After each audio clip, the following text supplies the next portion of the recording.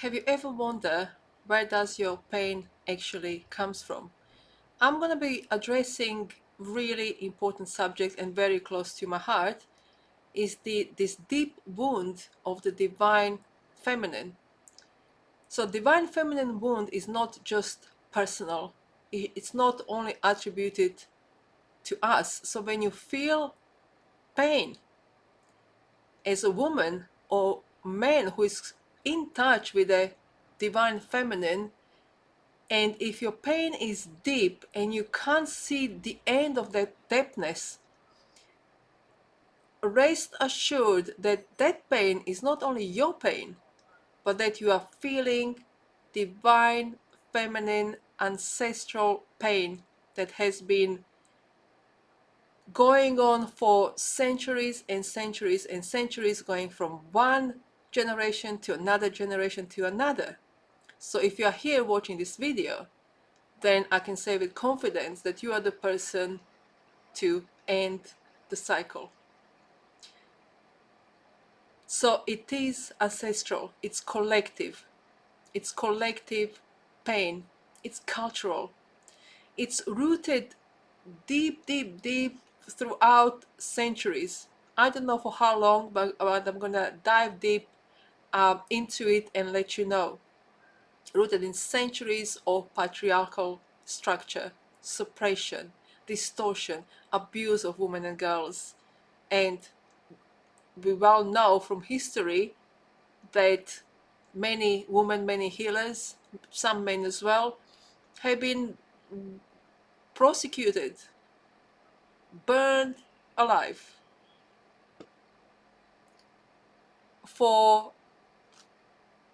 being feminine, for being healers, for being teachers, for being guides, for being visionaries. So originally, I was thinking I'm gonna do three main pains that we might be feeling, but then as I was diving deep, I thought I'm gonna add four. Sure, there is more. So let's go with the first one. I'm gonna give you four, and I'm gonna give you some remedies as well, how to deal with all this. If there is time, I'll try to keep it just over a video or just over 10 minutes. So first one is silencing of the voice. So for centuries, the voice of women and those embodying the feminine essence have been suppressed for speaking the truth. And they've been suppressed through incredible amount of violence, torture, death, ridicule, punishment. We still have it. We still have it. So wise women, mystics, midwives, healers, herbalists was silenced and branded as heretic or witches and then burned to crisps. They often faced exile and death. And with all this prosecution came incredible amount of fear in women's circles within divine feminine. So this ancestral trauma that's been passed from one generation to another has taught future generations subconsciously. It's embedded literally in our DNA, subconsciously, to keep quiet, to keep small, to keep hidden, to not speak out, you know. So the healing path for this one is to reclaim our voice, like I'm reclaiming it right now, speaking, even though sometimes I do feel anxious coming in front of the camera because there's nobody on the other side, so it's a little bit weird for me. So that's what I'm talking about. We are questioning ourselves, we are questioning our voice. We might asking ourselves, oh, is my voice actually worth anything? Is anyone going to hear it? Am I going to be seen? Regardless what your voice is telling you, speak. Even if no one is watching, raise your voice, speak in front of camera, writing, journaling, to your friends, social, like whatever you want, sing, ancestral songs. And it's really good, I feel, to connect with the kind of like-minded people, where you can, where the like a red tent, for example, red tent, where you can go in and you can voice your voice, your authentic voice. So let's jump into second one. We all know this one. It's a shame around our bodies, and especially around our sensuality. Because guess what? The patriarchal society is incredibly fearful of our bodies and of our sensuality, because it's so powerful. We women, people who are identifying as women, who are men who are embodying a divine feminine, extremely powerful. Our sensuality is the, I feel, most powerful. So there was intentionally created shame around women's body and sexuality, was intentionally created to keep women small, hidden. So patriarchy, fearful patriarchal society wouldn't get, like upset or aroused. Okay. So the feminine body has long been viewed through the lens of control, sin. As you know, female body is, through the lens of patriarchy, sinful. And also, at the same time, paradoxically, so it's sinful, but at the same time, oh, let's exploit women's bodies as much as we possibly can. That's what's happening. So natural cycles like menstruation, birth, menopause was shamed or hidden through centuries and centuries and centuries and centuries. It's like the message was, how dare you being human? How dare you being human? You need to hide. You need to hide because it's too offensive, or it's too this, or we are too tempted, or whatever the two is. So this disconnection from sacred nature of the body created internalized shame, deep, deep, deep, deep shame, especially around sexuality, pleasure, and sexual powers. It's changing. It's changing with these new generations, awakened people coming forward, and visionaries, and people who are just like, I'm going to be speaking out. I'm going to be showing my pleasure, showing my sensuality. It's slowly changing, and that's what we want to see. And with the all the astrological changes that we are experiencing at this time, divine feminine is rising. She wants to be seen, she wants to be heard, she wants to experience pleasure, she wants to experience her sexual powers without feeling any shame. So the third one, loss of intuition, obviously disconnection from the body, so it kind of goes into loss of intuition, and loss of inner knowing. So feminine intuition was once, if you go back 4,000 years ago when Goddess Inanna was present, the feminine intuition, sensuality, sexuality was celebrated. You could see it in architecture. Everything was curvy, everything was beautiful, everything was seductive. There's so much divine feminine flowing through male and female, and whoever want to identify with what, really, everything was so divinely feminine. It was celebrated, and it was kind of divine feminine intuition was a compass for communities, how to be, where to go, how to grow, and so forth and so on. But once the patriarchy came, I think even before that, patriarchal system favored logic, mind, masculine. So let's focus only on masculine, masculine, masculine, masculine, masculine. That's valid. Only men are valid. Masculine is valid. and let's suppress feminine. And through that suppression, through punishment, through disconnection with bodies, male and female bodies, not just female bodies, divine feminine energy lives in both male and female bodies, non-gender, and so forth and so on.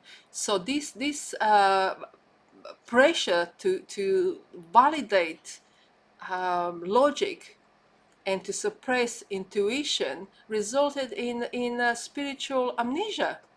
Really, spiritual amnesia. We got totally disconnected from our inner compass. Our feminine wisdom. Our feminine wisdom was ignored or punished very, very often. So that's number 3. Let's go to number 4. So this one is a really big one. This is collective pain, and that's pain, this deep pain of self-abandonment. Not just self-abandonment, but abandonment in general by society, as we know, through different punishments, different kind of pay system that we have at the moment. Male are paid more than female still, even in Western countries. And also, what I would like to say, through this abandonment comes this misconception for male and female that we need to somehow uh, perform for love and perform for acceptance. We can't be who we truly are, because we have learned that it is shameful. It is shameful to be in our bodies. It is shameful to be healer. It is shameful to be intuitive, male and female. So under patriarchal rule, feminine beings learn to survive by adapting, really adapting, changing, modifying, playing small, because they didn't have really other option. Otherwise, they'll get punished, killed, tortured, raped, you name it. And naturally, they become the process of self-abandonment. You see, so if you are here watching this and you're super kind of interested and you're on fire, I really, really feel that probably you are you are the one who break that you are the one to break that cycle. So love becomes conditional. It was based, we can see it in our world at the moment, based on beauty, obedience, really, as well, helpfulness, silence. So throughout generations, this manipulation of feminine and female powers really taught women and girls and men to perform for love, to be perfect, to overgive, to be carers, to just give left, right, and center, and to forget about their own needs. So this is the top 4 I really wanted to share with you today. And yeah, I let me just see, do I have a time to maybe touch base? Let me just see. Let me just really quickly touch. I'm gonna give you 5 tips how to accept and heal the divine feminine wound, but I'm gonna make a really big video on this one later on, because I think it's such an important subject. So how to accept and heal the divine feminine wound. Firstly, number 1, to acknowledge that wound actually even exists. Sometimes we can't see it because we are so programmed, so brainwashed, really, that we can't see the wound, we can't recognize it. Sometimes when you do recognize it, we don't want to accept it, because it's like, sometimes it can feel just overwhelming. It's too big, and you feel like, oh, I can't possibly deal with this. Yes, you can deal with this. So acknowledge the wound without any judgment. So this awareness is really the first step. So really, these five points quickly, and then I'm gonna make a really in-depth, I think, video on this one. Practice sacred feminine rituals. Like, you can engage, as I mentioned before, red tent. You're surrounded by feminine. You can express yourself through sensual, let's say, dancing, creativity, ceremony, like a moon ceremony. Today is full moon in Capricorn. I'm gonna go by the river and do ceremonies. You're doing this ceremony, you're celebrating feminine, you're celebrating the her, the creator. You're celebrating the moon, the goddess. So you're connecting in those ways, and connecting with nature would really kind of help you get in touch with your feminine. The third one is really important, really important. I feel it's reconnecting with our womb, especially womb and our heart space. So you can meditate on your womb. Really, you can meditate on your womb, you can meditate on your heart space, and you're sending to your womb, especially to your heart, you're sending loving intentions. You can send a prayer for forgiveness, for openness, for love, for guidance, and you ask it to open, that you're ready now to see it and to feel it fully. Yeah. So the fourth one is ancestral healing work. So important, because I truly believe that all of us, regardless if we are male and female, one of our purpose is to heal the divine feminine in us, and as we are healing it in us, we are healing it down ancestral line as well. And as we are healing and unblocking, freeing through this healing, we are freeing our ancestors. And as we are freeing our ancestors, we are collectively healing, because my ancestors are your ancestors, and your ancestors are my ancestors. So we are all collectively healing. So that's really beautiful. Forgiveness, uh, diving deep into pain, asking for guidance, and yeah, just kind of this intention for healing. And the fifth one, really super important, balancing divine masculine and divine feminine energy. Healthy masculine wants to support feminine. The healthy masculine encourages, really holds feminine, loves divine feminine essence and intuition.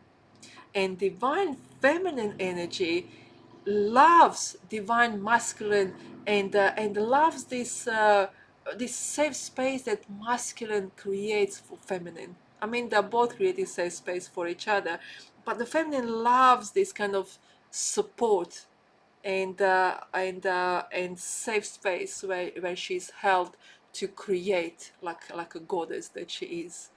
So that's what I have for you. Any question, do let me know. And yeah, this is such a powerful subject, and I can't wait to bring more of divine feminine, divine masculine energies here, so we can all heal, we can all grow, and we can all expand together. Thank you so much.